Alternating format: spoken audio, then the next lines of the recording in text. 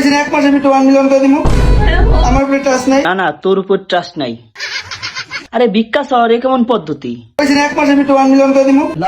সবই ঠিক আছে, কিন্তু এইগুলা কি?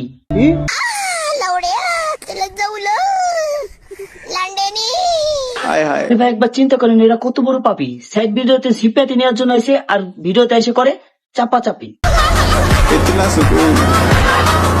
দেখেন, আমরা সবাই জানি যে ছেলে টিকটকার মানে আর ফিমেল টিকটকার মানে, কারণ টিকটকে অনেক মানসিক ভারসাম্যহীন টিকটকার পাওয়া যায়, যেমন এই একজন।